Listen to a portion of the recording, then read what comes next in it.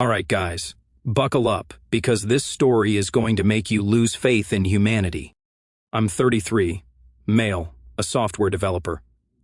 And I just found out the two people I trusted most in this world have been playing me like a fiddle for years.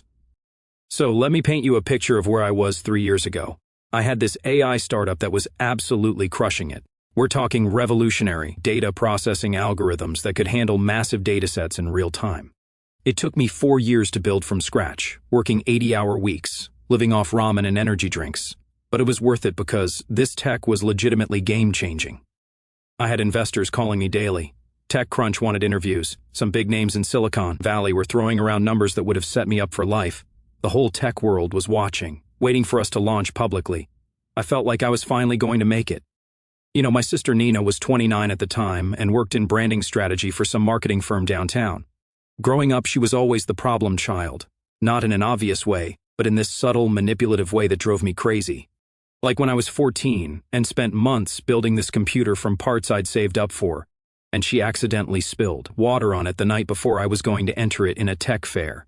Or when I was applying for scholarships, and somehow my application files got corrupted on our shared family computer. Our parents always brushed it off. That's just Nina being Nina, they'd say. She doesn't mean any harm. But I could see it in her eyes, this cold satisfaction whenever something went wrong for me. The worst part was how good she was at playing innocent afterward. When my startup started getting attention, Nina suddenly became super interested in my work. She'd drop by the office with coffee, ask about what I was building, compliment the team. I actually thought she'd finally grown up and wanted to support her big brother. Shows you how naive I was. She'd ask these innocent questions like, how does the core algorithm actually work? Or who has access to the development servers? I explained everything because, hey, she's family, right? Plus, she was in marketing, so I figured she was just trying to understand the business side. What I didn't know was that she was documenting everything, taking pictures of whiteboards when I stepped out, recording our conversations on her phone, building a complete map of our technology and security setup. She even befriended some of my junior developers and got them talking about technical details over lunch. The attack came 3 months before our series of funding round. Someone leaked our core algorithms to Dataflow Systems, this competitor that had been struggling to match our performance. But that wasn't even the worst part. I started getting calls from investors asking about concerning internal communications. Turns out there were emails floating around that looked like they came from my account. Messages where I was supposedly talking about cutting corners on security, lying to investors about our capabilities, planning to screw over early employees once we got funding. The emails were incredibly detailed and convincing. They referenced real meetings, used my writing style, even included inside jokes that only someone close to me would know.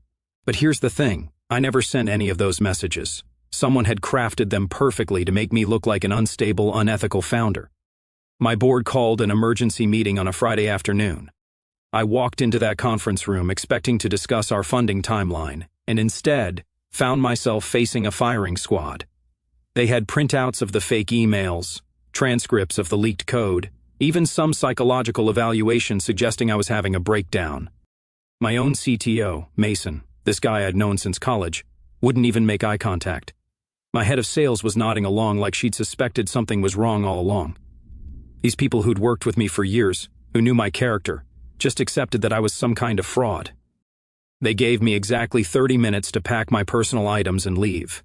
Security escorted me out like I was a criminal. The company I'd built from nothing, the team I'd assembled, the technology I'd spent years perfecting, gone in one afternoon. Within a week, Nina got hired as their new brand strategist to help rebuild trust in company culture. After my departure, she posted this LinkedIn update about joining an innovative AI company, talking about how excited she was to be part of something revolutionary. It made my stomach turn reading it. The worst part was how my family reacted. Nina played the victim perfectly, telling everyone she was just trying to help her troubled brother who couldn't handle success. My parents bought it completely. They kept calling me, saying I needed to get help, that I was clearly having some kind of breakdown. Maybe you should take some time off, my mom said during one painful phone call. Nina's just worried about you, honey. She says you've been acting erratic at work. I tried explaining what really happened, but who was going to believe me? Nina had evidence. I had nothing but accusations against my own sister. So I did what any rational person would do. I went completely dark, changed my phone number, moved to a different part of the city, cut contact with basically everyone. The paranoia was real, guys. Every time my phone buzzed, I'd wonder if it was another hit piece about my mental breakdown or some reporter wanting to dig into the story. The first few months were rough as hell. I'd wake up at like 2 p.m., stare at my laptop screen for hours without writing a single line of code, then order takeout and binge Netflix until I passed out. My savings were draining fast, and I couldn't even bring myself to apply for regular developer jobs because I knew the first thing any HR person would do is Google my name. The tech world moved on fast. Data Flow Systems launched a product suspiciously similar to mine. About 6 months later, my former company rebranded and pivoted to some generic SaaS. Nina became their head of marketing and got featured in some women in tech articles talking about rebuilding companies after leadership failures. Meanwhile, I was eating cereal for dinner and wondering if I'd ever work in tech again. Fun times. What really messed with my head was the isolation. I'd built my whole identity around being the successful founder, the guy who had it together. Now I was just another washed-up tech bro living off DoorDash and questioning everything I thought I knew about myself.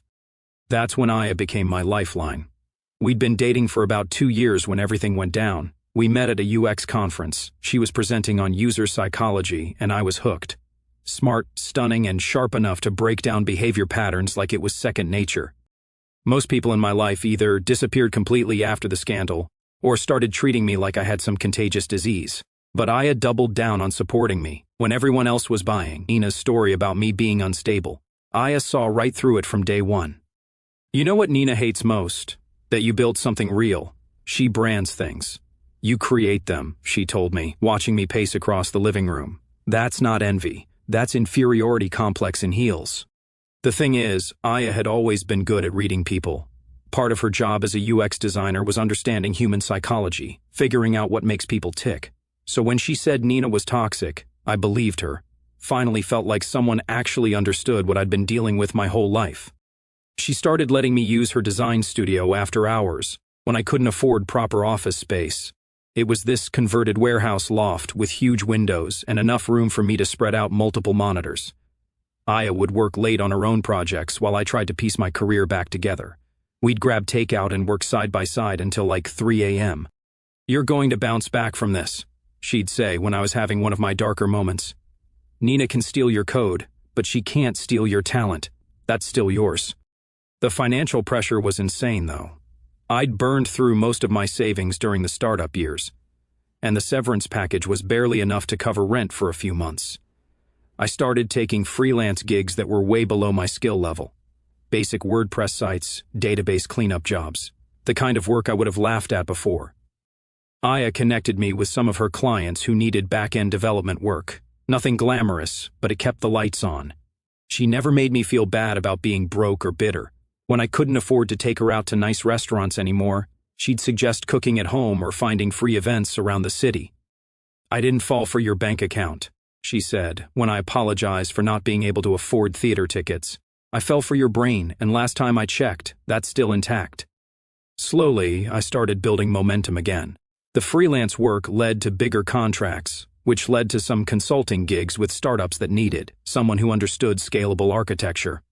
Word started getting around that I was available and actually pretty good at solving complex technical problems.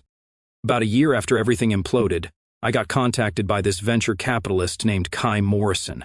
He'd been following my original work before the scandal and said he never bought the stories about me being difficult to work with. "The tech world has a short memory for drama," he told me over coffee, "but it has a long memory for talent. What happened to you was unfair, and people are starting to realize that." Kai offered to back a new project if I was ready to get back in the game. Not huge funding, but enough to hire a small team and build something real. The catch was that I needed someone who could handle the user experience side, because my original startup had failed partly because we'd focused too much on the technical side and not enough on making it actually usable. That's where Aya came in. She'd been following my work, understood the vision, and had some incredible ideas about how to make complex AI tools accessible to normal users. We spent weeks mapping out the product together, and I realized we made an incredible team. "This could be bigger than your first company," she said one night as we were reviewing wireframes.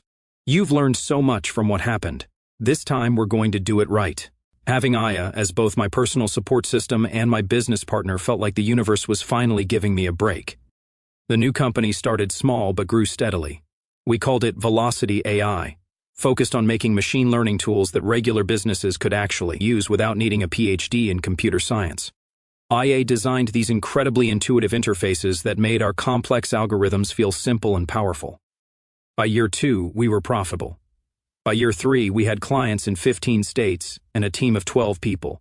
Nothing flashy or Silicon Valley dramatic, just solid growth with real customers who depended on our software. Around that time, I proposed to Aya. She said yes. It felt like things were finally settling into place. Planning the wedding became this amazing distraction from work stress. We found this venue overlooking the mountains, picked a date in late spring, and started talking about what kind of life we wanted to build together. For the first time since the Nina disaster, I felt genuinely optimistic about the future. The guest list was pretty straightforward, mostly our friends, some colleagues, Aya's family, who I'd gotten close with over the years. My own family situation was still complicated. My parents kept pushing for reconciliation with Nina, but I'd made it crystal clear that was never happening. She's not coming to the wedding, I told Aya when we first started planning. I know that sounds harsh, but it's non-negotiable. Nina destroyed my life once, and I'm not giving her the chance to ruin the best day of it. Aya had nodded immediately. Your wedding, your rules, I get it completely. That conversation happened almost a year before the wedding, and I thought we were on the same page about everything. Aya had seen firsthand what Nina was capable of. She'd been there during the worst of it, and had helped me rebuild from nothing, until Aya brought up Nina. We were finalizing the guest list, both on our laptops, when she said casually, I've been thinking, maybe it's time to invite your sister. I stopped typing. Thought I misheard. What? She didn't even look up. I know it's touchy, but it's been 3 years, Jax. Maybe it's time to let some of that go. I stared at her, waiting for a smirk, a joke, something. But she just kept scrolling through the spreadsheet like she'd suggested changing the napkin color. Aya, we've talked about this. Nina's not coming to the wedding. That hasn't changed. Now she looked up. I know, but that was when you were still in the thick of it. You're in a different place now, stronger. Maybe this could be a step toward healing. Healing? That word pissed me off more than I expected. She didn't accidentally hurt me. She made a choice, multiple choices, to ruin my career, my name, my future. You know what she did. You saw what it did to me. Aya sighed and set her pen down. She's still your sister. Your parents are heartbroken. They just want their family together again. There it was, my parents. They'd been pushing this reconciliation fantasy from the beginning. My dad acted like it was just some office spat. My mom said Nina felt bad about it. Neither of them understood what she actually did. But Aya, she used to. You told me Nina was manipulative, that she did it on purpose. I know what I said, she replied. But people can change. Maybe she regrets it. Where is this coming from? I asked. You've never defended her before. She hesitated. I've just been thinking about it more, and I've talked to your parents a few times. They said Nina's been working on herself, trying to make amends. So she had been talking to them without telling me. For the next 20 minutes we went in circles. She said forgiveness was healthy. I said some things don't get forgiven. She said I was stuck in the past. I said I was protecting my future. Finally I shut it down. She's not coming. End of story. I thought you were with me on that. I am, she said, but her tone didn't match her words. Then she added, I just think maybe you're being a little inflexible. That word landed harder than it should have, like drawing a boundary with someone who tried to destroy me with some kind of flaw. I didn't say anything else, but a small part of me couldn't stop wondering why she was suddenly so eager to defend Nina. The next few weeks were tense as hell. Aya would make these little comments about family unity and forgiveness, always framed like she was looking out for my well-being. But it felt more like she was testing me, seeing how far she could push the Nina thing before I completely shut it down. Meanwhile, I started noticing other weird stuff. Aya had always been pretty open about her phone. We'd answer each other's texts sometimes, share social media accounts, that kind of couple stuff. But suddenly she was being protective about her messages. She'd get texts and immediately flip her phone face down. When I'd ask who it was, she'd give these vague answers like just work stuff, or my cousin being dramatic again, but the timing felt off.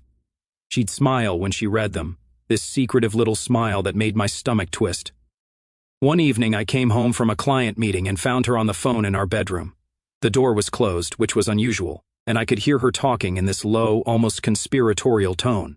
When I walked in, she immediately said, "I have to go," and hung up. "Who was that?" I asked. "My mom," she said without missing a beat. "Wedding stress, you know how it is." But I'd met Aya's mom plenty of times. They had a good relationship, but it wasn't the kind where they'd have long, secretive phone conversations with the door closed. Something was definitely off. The worst part was how she kept circling back to Nina in these casual, seemingly innocent ways. She'd be scrolling through LinkedIn and mention seeing Nina's profile. "She's doing really well with that branding agency she started. Looks like she's got some big clients now." Or she'd be talking to my mom and afterward casually mention that your mom thinks Nina would love to reconnect. Always these little breadcrumbs, like she was trying to slowly normalize the idea of Nina being back in my life. I started getting paranoid, which I hated. Aya had been my rock for 3 years. She'd supported me through the worst period of my life, believed in me when no one else would, helped me rebuild my career from scratch. If I couldn't trust her, who could I trust? But that little voice in my head kept getting louder. The secretive phone calls, the sudden sympathy for Nina, the way she'd gotten defensive when I questioned where all this was coming from. It felt like she was hiding something. And after what Nina had done to me, I'd learned to pay attention when things felt off. The breaking point came about 2 weeks before the wedding. I was working late in my home office when I heard Aya on another one of her mysterious phone calls. This time, I decided to listen. I couldn't make out the words through the wall, but the tone was definitely not a conversation with her mom or her cousin. It was businesslike, almost strategic. And when she hung up, I heard her say something that made my blood freeze. "Don't worry, he'll come around. He always does." This is where being a paranoid software developer comes in handy, or dangerous, depending on how you see it. Back when I was building the original startup, I'd set up auxiliary logging tools under my personal AWS account, not the main systems. Those got locked after I was forced out, but back-end monitors that tracked access logs and server activity, basically digital security cameras, I'd forgotten existed. That night, after hearing Aya casually say, "He'll come around," something clicked. I remembered the logs. At 2 a.m., with Aya asleep beside me, I logged into the old system. My hands were shaking. Part of me didn't want to know. Part of me needed to. The login still worked. 3 years later, the logs were still running, quietly dumping data into an S3 bucket I'd unknowingly been paying for all this time. I started digging into the week before the leak. Access times, file names, user credentials. Most of it looked routine. But then I found something that made my stomach drop. There was a set of credentials that had accessed our most sensitive files at 2:17 a.m. on a Tuesday night. The username was listed as isa.chen@vi.com, Aya's work email from when she was consulting for us. I stared at that timestamp for probably 10 minutes, trying to make sense of it. That Tuesday was the night Aya said she was out with her college friends celebrating someone's birthday. She'd come home around midnight, told me all about the restaurant they'd gone to, even showed me photos from the dinner. So why were her credentials being used to access our code repository 2 hours after she got home? And why was she looking at files that had nothing to do with UX design? I dug deeper into the logs and found more access patterns over several weeks leading up to the leak. Always late at night, always when Aya had told me she was somewhere else. Someone had been systematically downloading our entire codebase piece by piece using her account. The worst part was realizing how easy it would have been for her to do this. She had legitimate access to our systems because of her consulting work. She knew my schedule, knew when I'd be asleep or busy with meetings. She could have been sitting right next to me in bed, downloading my life's work while I was passed out from exhaustion. But the smoking gun came when I found the internal chat logs. Our company used Slack for communication, and I'd set up automated backups of all messages for compliance reasons. Figured it was better to have too much data than not enough if we ever got audited. Those backups were still running, still saving every conversation to my personal storage. I searched for messages between Nina and Aya, not really expecting to find anything. But there they were, hundreds of messages going back almost 6 months before the leak. The earliest messages were innocent enough.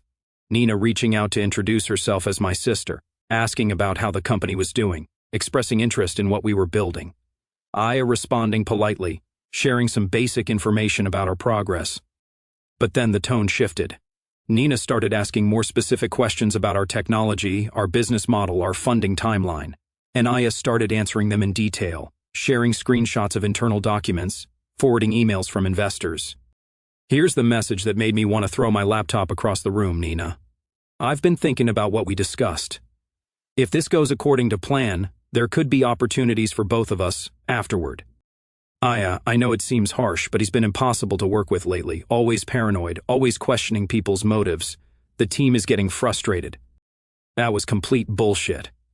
I'd never been paranoid or difficult with the team.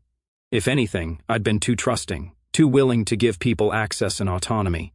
But here was Aya painting me as some kind of toxic boss to justify whatever they were planning. The messages got worse from there. Nina started talking about her plan to expose Jackson's real character and how she had evidence of my supposed instability. Aya was feeding her information about my daily routine, my meetings with investors, even details about my mental state during stressful periods. But the message that really broke me was this one, Nina. Once I'm in, he's out. You'll be part of something bigger than his little startup, Aya. He'll never check the logs. He trusts me too much. This is going to work. They'd planned the whole thing together. Nina hadn't just stolen my code. She'd had inside help from the person I trusted most in the world. Aya had been feeding her information, providing access, and helping her build the case that I was unstable and unfit to run my own company. I kept reading, even though every message felt like a knife in my chest. I found conversations where they discussed timing the leak for maximum damage, how to make the fake emails look authentic, even strategies for isolating me from potential allies within the company. The level of planning was insane. They'd spent months setting this up, coordinating every detail to make sure I'd have no way to defend myself. And the whole time, Aya was coming home to me, kissing me goodnight, telling me she loved me and believed in my vision. Around 4 a.m., I found the final piece of the puzzle, messages from after I'd been forced out, where Nina and Aya were celebrating their success. Nina, phase 1 complete. He's completely isolated now, just like we planned. Aya, I almost feel bad seeing him so broken. But this is better for everyone in the long run. Nina, don't get soft on me now. Stick to the plan. In a few months, you can start the reconciliation process. Make him think it was all my idea, and you were just caught in the middle. The reconciliation process, that's exactly what had been happening over the past few weeks. Aya suddenly pushing for forgiveness, making excuses for Nina, talking about family unity. It was all part of their plan from the beginning. I closed my laptop and just sat there in the dark, trying to process what I'd learned. The woman sleeping next to me, the person who'd supported me through the worst period of my life, had been the architect of that entire nightmare. She hadn't been helping me rebuild. She'd been managing me, controlling the narrative, making sure I stayed isolated and dependent on her. The really sick part was how good she'd been at it. For 3 years, she'd been the perfect supportive girlfriend, never pushing too hard, never arousing suspicion, always playing the long game. If I hadn't stumbled across those logs, I would have married her, would have spent my life with someone who'd helped destroy me and then pretended to love me while doing it. I looked at Aya sleeping peacefully next to me, and for the first time in years, I felt that cold, calculating anger that I'd experienced when Nina first betrayed me. I wanted to shake Aya awake and scream at her, force her to explain how she could look me in the eye for 3 years while knowing she'd helped destroy my life. Make her admit what kind of person she really was. But this time, I wasn't going to confront anyone or demand explanations or try to make them understand how much they'd hurt me. This time, I was going to be smart about it.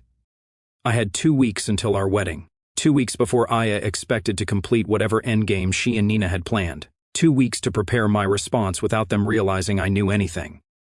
For the first time since this whole mess started, I had the advantage. They thought I was still the trusting, naive guy who'd been easy to manipulate.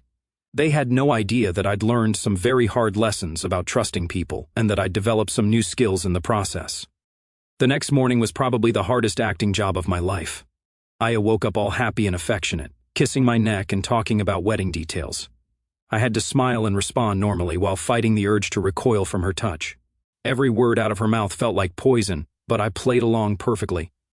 "We should probably confirm the final head count with the caterer today," she said, making coffee in our kitchen like she hadn't spent the previous night plotting God knows what with my sister. "Yeah, good idea," I replied, checking my phone like everything was normal. "I think we're at 147 confirmed, right?" The casual domestic routine we'd perfected over 3 years suddenly felt like theater. But I needed her to believe nothing had changed, at least for the next 2 weeks. While Aya was in the shower, I started making my first moves, opened up my banking app and transferred our joint savings account balance into my personal checking. We'd been saving for the wedding and a down payment on a house, about $40,000 that was technically both of ours. But considering she'd helped steal intellectual property worth millions, I figured I was owed some compensation. Next, I called the wedding venue, told them there was a family emergency, and we needed to cancel everything. The coordinator was sympathetic but firm about their cancellation policy. We'd lose about 60% of our deposit, but that was better than throwing a party for someone who'd betrayed me.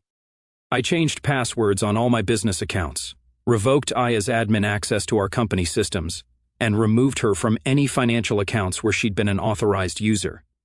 3 years of shared financial responsibility, gone in about 20 minutes. Over the next few days, I became a master of compartmentalization. During the day, I'd go to work and handle normal business stuff, client meetings, code reviews, the usual startup grind.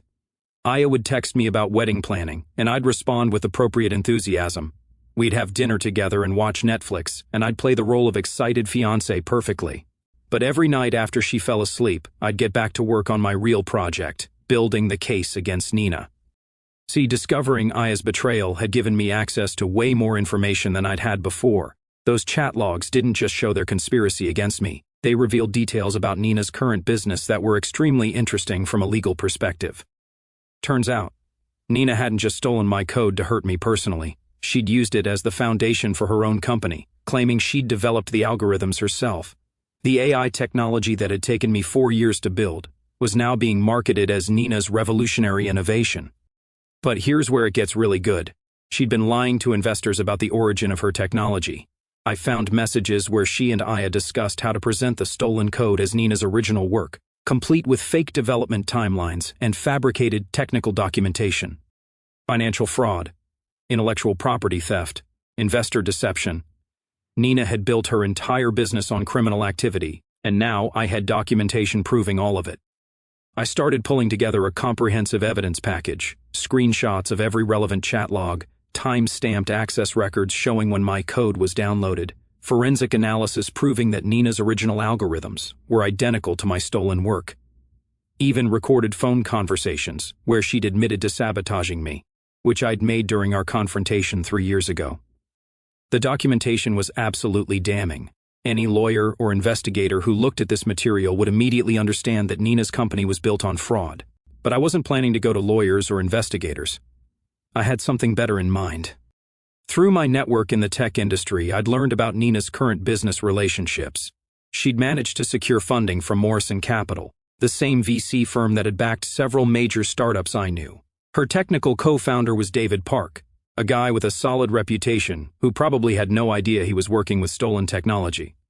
More importantly, Nina's biggest client was Synthesis Corp, a Fortune 500 company that was extremely paranoid about legal compliance and intellectual property issues.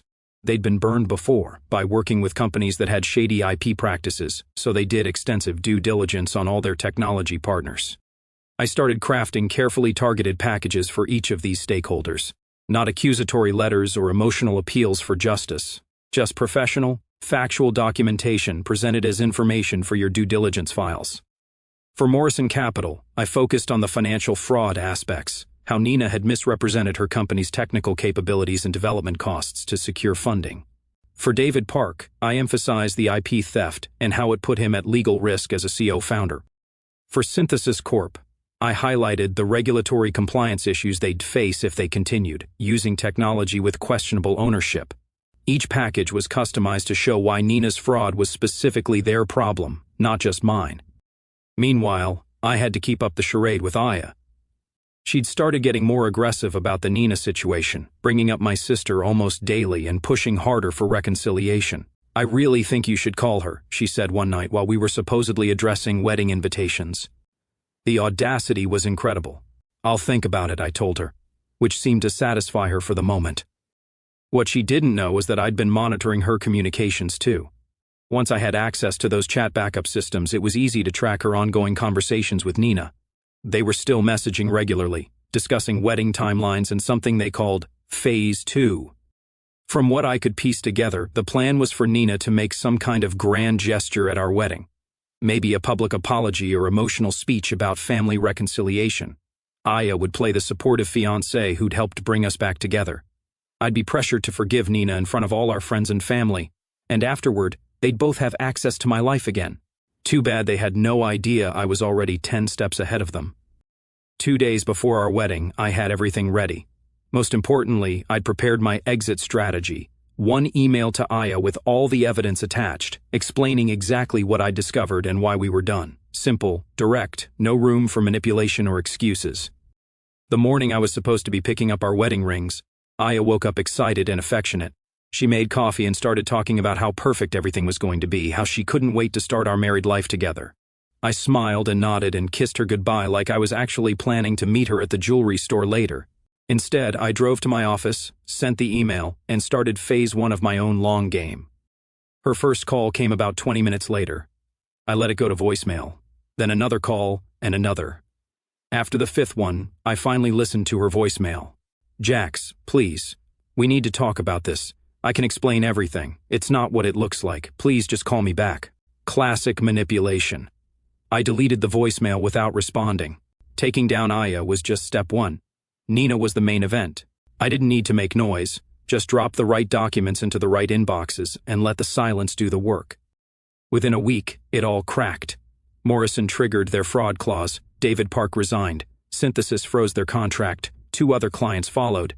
No headlines, just silence. A slow choke of Nina's empire from the inside. She called it slander, until Morrison brought in independent analysts who confirmed everything. Then came the federal investigation. No handcuffs, just frozen accounts and total collapse. Aya, word got around in the UX community. Projects vanished. Invites stopped. Recruiters went cold. People don't blacklist you, they just move on without you. 3 months post-wedding, Nina's company was dead, investors gone, clients out, business toxic. She emailed me apologies and promises. Let me fix this. I ignored them all. Aya made more persistent attempts at contact, left voicemails explaining how Nina had manipulated her, how she'd been naive and stupid, how she'd realized her mistake and wanted to rebuild my trust. I listened to exactly one of those voicemails, then blocked her number completely. Betrayal isn't about the act. It's about learning someone could lie while looking you in the eye. There's no coming back from that. About a month later, I got a call from an unknown number. Normally I wouldn't answer, but I was expecting a call from a potential client, so I picked up. It was Nina, probably using a burner phone or someone else's line. "Jax, please don't hang up," she said immediately. "I know you hate me, but I need you to know that I'm sorry. I'm genuinely sorry for everything." Her voice was different, smaller, defeated. Gone was the confident, manipulative tone I remembered. She sounded broken. "I lost everything," she continued when I didn't respond. "My business, my reputation, my apartment. I'm living with Mom and Dad again. I know I deserve it, but please, can we just talk? 5 minutes." I stayed silent for maybe 30 seconds, just listening to her breathe. Part of me was curious about what she'd say, what kind of sob story she'd try to sell. But a bigger part of me realized I didn't care anymore. "You made your choices, Nina," I said finally. "Now you get to live with them." I hung up and blocked that number too. She never tried contacting me again after that. The best revenge isn't rage, it's control. Quiet, strategic, permanent.